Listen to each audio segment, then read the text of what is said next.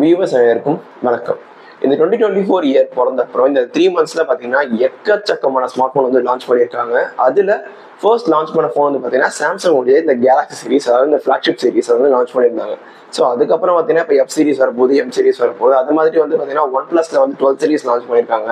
ஐக்யூலையும் வந்து பார்த்தீங்கன்னா ஒரு 12 சீரிஸ் லான்ச் பண்ணியிருந்தாங்க. ஐக்யூ நியோ 9 ப்ரோ இப்போ ஃபோன் லான்ச் பண்ணியிருந்தாங்க. One plus 12R number launch பண்ணியிருந்தாங்க. ஸோ இந்த 3 monthsல வந்து பார்த்தீங்கன்னா எக்கச்சக்கமான ஸ்மார்ட் ஃபோன்ஸ் வந்து பார்த்தீங்கன்னா டெக் இண்டஸ்ட்ரீஸ் வந்து லான்ச் பண்ணியிருக்காங்க. இப்போ அதை தொடர்ந்து இப்போ அடுத்து பார்த்தீங்கன்னா ஜியோமியோ உங்களுடைய ஜியோமி 14 சீரிஸ் வந்து லான்ச் பண்ண போறாங்க. இந்த ஜியோமி 14 சீரிஸ்ல வந்து பார்த்தீங்கன்னா என்ன ஒரு பெரிய ஃபார்ம் ஃபேக்டர் அப்படின்னு பார்த்தீங்கன்னா, இந்த ஃபோன் ஒரு காம்பாக்டான ஃபோனா வந்து ஆண்ட்ராய்டில் வரப்போகுது. ஏன் காம்பாக்டான ஃபோன் அப்படின்னு கேட்குறீங்கன்னா, இப்போ ரீசெண்ட் டைம்ஸ்ல நிறைய ஆண்ட்ராய்ட் ஃபோன்ஸ் வந்து பார்த்தீங்கன்னா பேசிக்கா அதோடைய ஸ்கிரீன் சைஸ் வந்து பார்த்தீங்கன்னா 6.67 inch அப்படிங்கிறது வந்து பார்த்தீங்கன்னா முக்காவாசி ஆண்ட்ராய்ட் ஃபோனில் வந்து பார்த்தீங்கன்னா அதே சேம் ஸ்கிரீன் சைஸ் தான் வருது. அதில் கர்வ் டிஸ்பிளே இல்லை ஃபிளாட் டிஸ்பிளே அப்படிங்கிற மாதிரி கொண்டு வந்துட்டு இருக்காங்க. ஸோ இப்படி இருக்கும்போது ஆண்ட்ராய்டில் வந்து பார்த்தீங்கன்னா ஒரு காம்பாக்ட் ஃபோன் அப்படின்னு கேட்டோம்னாலே சாம்சங்கோட கேலக்ஸி எஸ் சீரிஸ் தான். S22, S23, இப்போ S24. ஸோ இந்த S22, 23, 24 அந்த ஒரு சீரிஸ் மட்டும் தான் வந்து பார்த்தீங்கன்னா ஒரு காம்பாக்டான ஒரு மொபைல் சீரிஸாக இருக்குது. ஏன்னா அதோட ஸ்க்ரீன் சைஸ் வந்து பார்த்தீங்கன்னா 6.2 inchல இருக்குது. அதை கம்பீட் பண்ணக்கூடிய வகையில் இப்போ வந்து பார்த்தீங்கன்னா ஜியோமியோட ஜியோமி 14 சீரிஸ் வந்து இப்போ லான்ச் பண்ண போறாங்க. வர மார்ச் 7 அது லான்ச் ஆக போகுது. ஸோ ஆண்ட்ராய்டில் ஒரு காம்பாக்ட் ஃபோன் அப்படின்னு பார்த்தோம்னாலே சாம்சங்கோட எஸ் சீரிஸ் தான் இருந்துட்டு இருக்கு. இப்போ ரீசெண்டாக தான் வந்து பார்த்தீங்கன்னா ஜியோமியோட 14 சீரிஸ்ல அந்த ஒரு காம்பாக்ட் ஃபோனை வந்து கொண்டு வர போறாங்க. எஸ், இந்த ஜியோமி 14 சீரிஸ்ல ஒரு 6.3 inchல வந்து பார்த்தீங்கன்னா ஒரு காம்பாக்டான ஜியோமி ஃபோனை கொண்டு வர போறாங்க. இதுல என்ன ஒரு ப்ளஸ் பாயிண்ட் கேட்டீங்கன்னா, இதுக்கு முன்னாடி ஜியோமி 12 சீரிஸ் வந்துச்சு, 13 சீரிஸும் வந்துச்சு. ஸோ அதுல வந்து பார்த்தீங்கன்னா அவங்களுடைய ப்ரோ சீரிஸ் மட்டும் தான் இந்தியாவில் லான்ச் பண்ணியிருந்தாங்களே ஒழிய எந்த விதமான காம்பாக்ட் ஃபோனையும் அவங்க லான்ச்சும் பண்ணல. அல்ட்ரா சீரிஸும் எதுவுமே லான்ச் பண்ணல. ஜியோமி 11 அல்ட்ரா, மீ 11 அல்ட்ரான்னு சொல்லிட்டு வந்து 2021 லான்ச் பண்ணியிருந்தாங்க. அதுக்கப்புறம் அல்ட்ரா சீரிஸ் எதுவுமே வந்து ஜியோமியும் லான்ச் பண்ணல. சரி, ஓகே. இப்போ இந்த போனுக்கு ஏன் வந்து ஒரு ஹைப் ஏற்படுத்துறாங்க அப்படின்னு கேட்டீங்கன்னா, ஸோ இந்த போன் நான் சொன்ன மாதிரி 6.3 inchல ஒரு ஃபிளாட் டிஸ்பிளே, அதாவது ஃபிளாட்னா 4 பக்கமும் ஃபிளாட்டா தான் இருக்கும். பட் கொஞ்சம் லைட் கர்வ் இருக்கும். 4 பக்கமே ஒரு சேம் ஈக்குவலண்டான கர்வாகவும் இருக்கும். இந்த ஸ்கிரீன் டு பாடி ரேஷியோ வந்து பாத்தீங்கன்னா மோர் தேன் 95% மேல ஸ்கிரீன் டு பாடி ரேஷியோ வந்து அச்சீவ் பண்ணிருந்தா வந்து ஜியோமி சைட்ல கிளைம் பண்றாங்க. அண்ட் மோர் ஓவர் அந்த போன்ல வந்து பாத்தீங்கன்னா ஒரு இப்போ இருக்கக்கூடிய ஒரு ஃபிளாக்ஷிப் ப்ராசஸர் தான் வந்து கொடுக்குறாங்க. 2024 இருக்கக்கூடிய Snapdragon 8 Gen 3. So as beat பண்ற மாதிரி சாம்சங்க்கும் இந்த ஒன் பிளஸ்க்கும் பீட் பண்ற மாதிரி ஸ்னாப்டிராகன் 8 Gen 3 ப்ராசஸர். அண்ட் முன்னாடி அந்த பக்கம் பார்த்தீங்கன்னா அந்த கிளாஸ் பாடி. ஸோ பின்னாடி வந்து பார்த்தீங்கன்னா அந்த வீகன் லெதர்லாம் வருதான்னு அவங்க சொல்லலை. பட் இந்த பின்னாடி கண்டிப்பாக வந்து பார்த்தீங்கன்னா கிளாஸ் ஹேவே டிசைன் தான் வந்து இருக்கும். ஸோ ப்ரொடக்ஷனுக்கு கார்னிங் கொர்லா கிளாஸ் அது வந்து விக்டஸ் 1 or 2 வாங்குறது வந்து அவங்க ஈவெண்ட்ல தான் லான்ச் பண்ணும்போது தான் வந்து சொல்லுவாங்க. அண்ட் மோர் ஓவர் இந்த ஃபோனோட டிஸ்பிளே எல்லாம் பார்த்தீங்கன்னா ஆஸ் யூஷுவல் இந்த AMOLED display, in display finger print sensor, 1.5K resolution அப்படின்னு சொல்லியிருக்காங்க. ஏன்னா இது 2K ரெசல்யூஷன் கிடையாது, 1.5K தான். சாம்சங் S23 ஆகட்டும் S24 வந்து பார்த்தீங்கன்னா அந்த ரேட்ல இருக்கக்கூடிய ஃபோன் வந்து பார்த்தீங்கன்னா 1.5K ரெசல்யூஷன் தான் வந்து லான்ச் பண்ணியிருக்காங்க. ஸோ இவங்களும் வந்து அந்த ரெசல்யூஷன் தான் சொல்லியிருக்காங்க. அண்ட் இந்த ஃபோன்ல ஒரு மேஜர் அட்வான்டேஜா எல்லாரும் பேசப்படுற விஷயம், காம்பாக்ட்னஸ் தாண்டி இதுல பேசுற விஷயம் பார்த்தீங்கன்னா இதோடைய கேமராஸ் தான். ஸோ பின்னாடி பக்கம் பார்த்தீங்கன்னா 3 கேமராஸ் கொடுத்துருக்காங்க. வித் லைகா பார்ட்னர்ஷிப்போட ஜியோமி பண்ணியிருக்காங்க. இது வந்து லாஸ்ட் இயரே வந்து ஜியோமி 13 Pro வந்து பார்த்தீங்கன்னா லைகா பார்ட்னர்ஷிப்போட தான் பண்ணியிருந்தாங்க. பட் அந்த ஃபோன் வந்து கொஞ்சம் பெரிய ஃபோன். இது அந்த காம்பாக்ட் ஃபோனாவே கொண்டு வந்திருக்காங்க. ஒரு சின்ன ஃபோன்லேயே லைகா பார்ட்னர்ஷிப்ல 3 கேமராஸ் கொடுத்துருக்காங்க. அதுல மெயின் கேமரா வந்து பாத்தீங்கன்னா 1 inch லார்ஜ் சென்சார் அப்படின்னு போட்டிருக்காங்க. அது ஜியோமி 14லயே வருதா இல்ல 14 Pro சீரிஸ்லன்றது இன்னும் அவங்க சொல்லல. பட் ஜியோமி 14 சீரிஸ்ல அந்த 1 inch லார்ஜ் சென்சார் நாங்க வந்து சோனியோட வந்து யூஸ் பண்ணிருக்கோம் அப்படின்றது வந்து போட்டிருக்காங்க. ஸோ மெயின் கேமரா தவிர்த்து அனதர் கேமரா வந்து பாத்தீங்கன்னா இன்னொரு 50 மெகா பிக்சல்ல வந்து பாத்தீங்கன்னா ஒரு அல்ட்ரா வைட் யூஸ் பண்றாங்க. அதுக்கப்புறம் இன்னொரு 50 மெகா பிக்சல் பாத்தீங்கன்னா ஒரு ஃப்ளோட்டிங் டெலிஃபோட்டோ லென்ஸ் அப்படின்னு சொல்றாங்க. அது என்ன ஃப்ளோட்டிங் டெலிஃபோட்டோ லென்ஸ் அப்படின்னு கேக்குறீங்கன்னா, ஸோ அந்த போன்ல இருக்கக்கூடிய டெலிஃபோட்டோ லென்ஸ் வந்து பாத்தீங்கன்னா 50 mm and 75 mm and 90 mm அந்த மாதிரி வந்து ஒரு 3 வேரியபிள் அப்பச்சர்ல அது 3 வேரியபிள் ஃபோக்கல் லென்த்ல வந்து பாத்தீங்கன்னா ஷூட் பண்ணும். இதுதான் வந்து ஜியோமி 13 Proலயே அவங்க லான்ச் பண்ணியிருந்தாங்க. லாஸ்ட் இயர் லான்ச் பண்ணியிருந்தாங்க. ஸோ இந்த வருஷம் வந்து ஜியோமி 14 சீரிஸ் அந்த காம்பாக்ட் போன்லேயே வந்து பாத்தீங்கன்னா 50 mm 75 mm அப்படின்ற மாதிரி சொல்லி 90 mm வந்து அவங்க இது வரைக்கும் வந்து வெப்சைட் வந்து மென்ஷன் பண்ணல. பட் 50 mm 75 mm வந்து பாத்தீங்கன்னா அதுல ஷூட் பண்ண முடியும். போர்ட்ரேட்ல 50 மெகா பிக்சல் இந்த போர்ட்ரேட் கேமரா வந்து ஷூட் பண்ண முடியுன்றது ஜியோமி சைட்ல வந்து பாத்தீங்கன்னா கிளைம் பண்றாங்க. சரி, அதை தவிர்த்து வந்து பாத்தீங்கன்னா இந்த அவங்க லான்ச் பண்ணக்கூடிய செக்மெண்ட்ல அவங்களோட காம்படிட்டர் யார் அப்படின்னு கேட்டீங்கன்னா சாம்சங் கேலக்ஸி S24 ஆப்வியஸ்லி இல்லையா. அது தவிர்த்து பாத்தீங்கன்னா ஒன் பிளஸ் உடைய 12 சீரிஸ் வந்து பாத்தீங்கன்னா அந்த செக்மெண்ட்ல இருக்கு. ஐக்யூ உடைய 12 சீரிஸும் வந்து இருக்கு.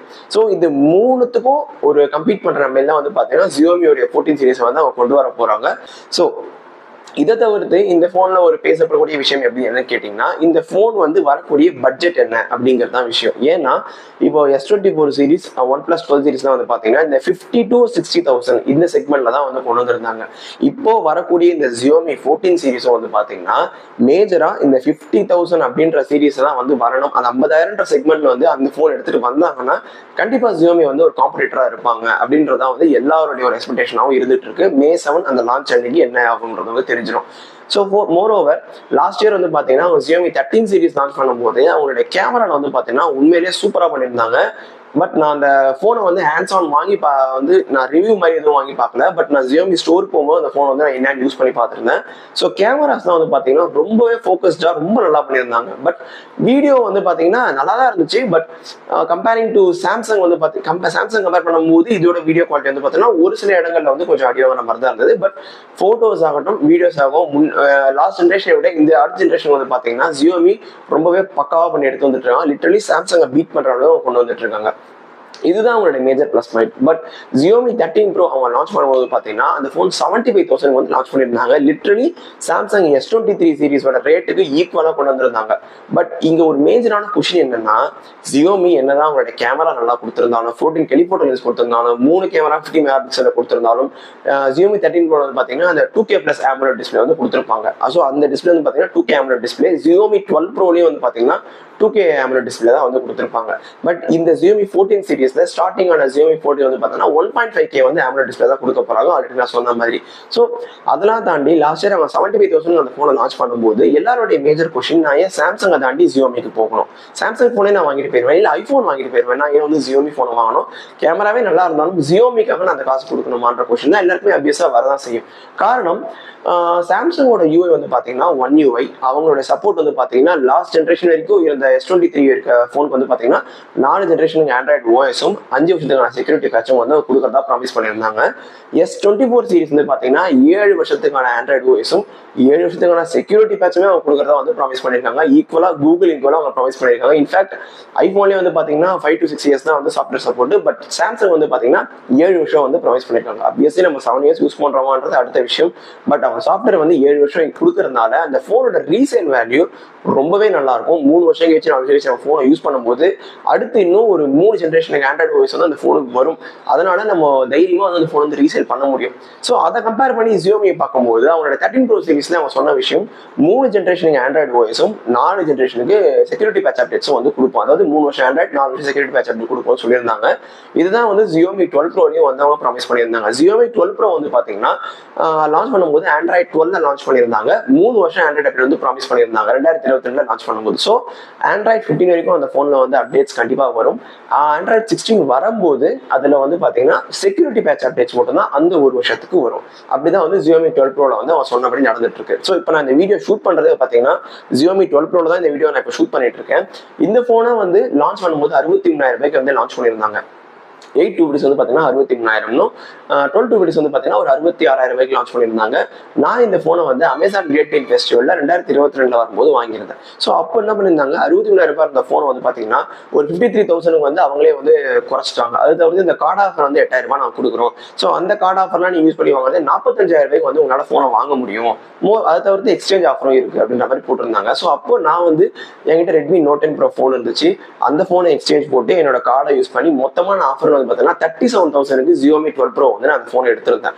ஸோ நான் 37,000க்கு பர்ச்சேஸ் பண்ண இந்த Xiaomi 12 Pro போன் வந்து பார்த்தீங்கன்னா உண்மையிலேயே அந்த காஸ்ட்டுக்கு ஒரு ஒர்த்தான போனை தான் பண்ணியிருந்தாங்க. பின்னாடி இதுலேயும் இந்த 3 மெகா பிக்சல் 3 கேமரா பார்த்தீங்கன்னா 50-50-50 தான் கொடுத்துருப்பாங்க. பட் டெலிஃபோனில் வந்து 2x ஜூம் தான் இருக்கும், ஆப்டிகல் ஜூம். 50mm வந்து ஃபோக்கல் லென்த் இருக்கும். பட் 50mm ஃபோக்கல் லென்த்தாக இருந்தாலும் அவங்களோட கேமரா வந்து பார்த்தீங்கன்னா ரெடிஃபைண்டாக ரொம்பவே பக்காவாக பண்ணியிருந்தாங்க Xiaomiயில். இதுலேயும் சில குறைகள்லாம் இருந்துக்கு. பேட்டரி வந்து பார்த்தீங்கன்னா 4600 mAh தான் பேட்டரி கொடுத்துருப்பாங்க. ஸோ ஒரு நாளைக்கு 2 வாட்டி கம்பல்சரியாக நான் சார்ஜ் போடுற மாதிரி இருக்கும். ரெசல்யூஷன் வந்து பார்த்தீங்கன்னா 2K AMOLED டிஸ்பிளே தான் இந்த Xiaomi 12 Proலையும் கொடுத்துருப்பாங்க. ரொம்பவே நல்லா பண்ணியிருந்தாங்க. Quad HD ரெசல்யூஷன் கொடுத்துருப்பாங்க. இது எல்லாமே வந்து பார்த்தீங்கன்னா ப்ராப்பராக இருக்கும். பட் இதில் IP68 வந்து பார்த்தீங்கன்னா வாட்டர் ரெசிஸ்டன்ஸ் கிடையாது. அதுக்கு பதிலாக IP53 54 அந்த மாதிரி தான் வந்து இதில் கொடுத்துருக்காங்க Xiaomi 12 Proல. பட் Xiaomi 13 Proல IP68 இது எல்லாமே கொடுத்து 2K ரெசல்யூஷன் டிஸ்பிளே எல்லாமே கொடுத்து பார்த்தீங்கன்னா 75,000 அவங்க வந்து அந்த ப்ரைஸை வந்து வச்சிருந்தாங்க. பட் நான் அந்த லாஸ்ட் இயரே வந்து அமேசான் கிரேட் டேல் ஃபெஸ்டிவல் வரும்போது அவங்க வந்து ரேட்டை குறைப்பாங்க அப்படின்னு எதிர்பார்த்தேன். அட்லீஸ்ட் ஒரு 50,000 தான் அந்த ஃபோன் வரும் அப்படின்னு எதிர்பார்த்தேன். பட் இது இப்போ வரைக்கும் அன்லக்கி அது ஆக்சுவலாக 73,000 74,000 தான் இப்போ வரைக்கும் அந்த ஃபோன் இருக்கு. அந்த ஃபோன் 50,000 இப்போ வரைக்கும் வரவே இல்லை. ஸோ இதுதான் விஷயம். என்னன்னா Xiaomi ஃபோனை வாங்குறதுக்கு முன்னாடி எல்லாரும் யோசிக்கிற விஷயம் அதோட MIUI. பட் இப்போ வந்து MIUI இல்லாமல் வந்து ஹைப்பர் ஓஎஸும் சேஞ்ச் பண்ணிட்டாங்க. ஹைப்பர் ஓஎஸ் வந்து இப்போ தான் வந்து ரோல் அவுட் பண்ணிட்டு இருக்காங்க நிறைய டிவைசஸ்க்கு. ஸோ இப்போ லான்ச் பண்ணும்போதே போக்கோ டிவைஸ் கூட வந்து பார்த்தீங்கன்னா ஹைப்பர் ஓஎஸோட லான்ச் ஆகுது. ஸோ ஹைப்பர் ஓஎஸாவே அவங்க மாற்றிருந்தாலும் அது இப்போ வரைக்கும் பார்த்தோன்னா ஒரு MIUI தழுவின ஒரு ஓஎஸாக தான் இருக்கே தவிர அதே மாதிரி நிறைய ஃபீச்சர்ஸ் வந்து அவங்க புதுசாக பண்ணியிருக்காங்க ஹைப்பர் ஓஎஸ். அது உண்மையிலே பாராட்டியே ஆகணும். ஏன்னா நான் இப்போ Xiaomi 12 Pro வந்து பார்த்தீங்கன்னா அந்த ஹைப்பர் ஓஎஸ் தான் யூஸ் பண்ணிட்டு இருக்கேன். ரொம்பவே நல்லா பண்ணியிருக்காங்க. பட் நிறைய இடங்களில் சில குறைகள்லாம் இருக்கு. அவங்க புதுசாக பண்ணியிருக்காங்கன்றதால வந்து நிறைய இடத்துல அவங்க சேஞ்சஸ் பண்ண வேண்டியதாக இருக்கு. கஸ்டமைசேஷன் வந்து பார்த்தீங்கன்னா அவங்க இன்னுமே வந்து அவங்க ஆட் பண்ணணும் கம்பேரிங் டு One UI. ஏன்னா One UI வந்து பார்த்தீங்கன்னா கஸ்டமைசேஷன்ஸ் அவ்வளோ சூப்பராக நிறைய விஷயங்கள் பண்ணியிருப்பாங்க One UI.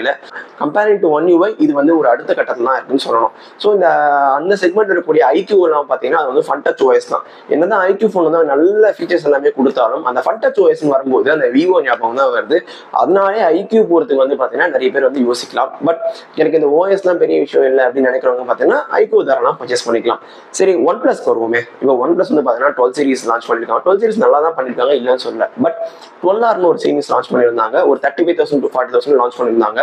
அதில் அவங்க பண்ண ஒரு விஷயம் தான் வந்து பார்த்தீங்கன்னா ஒரு ஸ்கேம் அப்படின்னு சொல்ற அளவுக்கு ஆகிப்போச்சு. என்னன்னா OnePlus 12R சீரிஸ் வந்து பார்த்தீங்கன்னா இந்த 256GB 16 256GB வாங்குறவனுக்கு மட்டும் UFS 4.0 ஸ்டோரேஜ் வந்து நான் கொடுக்குறோன்னு ப்ராமிஸ் பண்ணிட்டு அதுக்கப்புறம் அதை வந்து நிறைய பேர் செக் பண்ணிட்டு அது UFS 4.0 இல்லை ஆன்டிடியூட் பெஞ்ச்மார்க் செக் பண்ணும்போது UFS 3.0 தான் வருது. UFS 3.0 தான் இருக்குன்னு கேட்கும்போது தான் அவங்க என்ன சொல்றாங்க, நாங்கள் தப்பா மார்க்கெட்டிங் பண்ணிட்டோம். இதை வந்து UFS 3.1 ஸ்டோரேஜ் தான் 16GB 256GB நீங்க வாங்கினாலும் UFS 3.1 ஸ்டோரேஜ் தான் வரும். உங்களுக்கு UFS 4.0 ஸ்டோரேஜ் வந்து வராது. OnePlus 12 OnePlus சைடுன்னு கிளைம் பண்ணது ஒரு மிகப்பெரிய டிராபேக்கா OnePlus வந்து அமைஞ்சிருக்கு. காரணம் ஏற்கனவே OnePlus 9 சீரிஸ் 10 சீரிஸ் அந்த லைன் இஷ்யூஸ் வந்து பார்த்தீங்கன்னா பல பேருக்கு வந்து பெரிய டிஸ்அட்வான்டேஜா போயிடுச்சு. ஸோ அதை ஓவர் கம் பண்றதா OnePlus வந்து இப்போ ஃபோனை லான்ச் பண்ணிட்டு இருக்காங்க. பட் அதுக்குள்ள அவங்க திரும்பி ஒரு இஷ்யூஸ் வந்து பண்ணிட்டு இருக்காங்க OnePlus சைட்ல. ஸோ இதனால என்ன ஆகுதுன்னா OnePlus கிட்ட வந்து இந்த ட்ரஸ்ட் இஷ்யூஸ் தான் வந்து அதிகமாக வர ஆரம்பிக்குது. எனக்கு இந்த Xiaomi சீரிஸ் வந்து பார்த்தீங்கன்னா ரொம்பவே பிடிச்சிருந்துச்சு. ஸோ இந்த 14 சீரிஸ் லான்ச் ஆகட்டும், முடிஞ்சா வந்து நம்ம சென்னையில் வந்து MI ஸ்டோருக்கே டேரெக்டாக போய் அங்கே அந்த ஃபோனை வந்து இன்னும் வாங்கி பார்த்து எப்படி இருக்கு எந்த மாதிரி லான்ச் பண்ணியிருக்காங்கன்னு பார்க்கலாம். ஸோ 14 சீரிஸ் வந்து பார்த்தீங்கன்னா Xiaomi 14 Pro, Xiaomi 14 Ultra வந்து இந்தியாவுக்கு அவங்க லான்ச் பண்ணுவாங்கன்னா இப்போ வரைக்கும் தெரியல. பட் குளோபலாக அவங்க லான்ச் பண்ணியிருந்தாங்க. கேமரா வந்து அவங்க அவ்வளோ DSLR ஈக்குவலாக கொண்டு வந்திருந்தாங்க. இதுதான் Xiaomiயோட பெரிய ப்ளஸ் பாயிண்ட்னு சொல்றாங்க அந்த இடத்துல. இது இந்தியாவுக்கு வருமானது தெரியல. ஓகே, வந்துச்சுன்னா வெயிட் பண்ணி பார்க்கலாம். ஃபர்ஸ்ட் Xiaomi 14 முதல்ல லான்ச் ஆகட்டும். 50,000 என்ன வருதுன்னு பார்ப்போம். 14 Pro வருதான்னு பார்ப்போம். 14 Ultra வருதான்றது ஃபியூச்சர்ல பார்ப்போம். ஸோ அவ்வளோதான் இந்த வீடியோக்கு. இந்த ஃபோன் லான்ச் ஆன அப்புறம் என்ன எதுன்றதை அடுத்த வீடியோவில் நான் உங்களுக்கு சொல்றேன். So see you on the next video. Bye.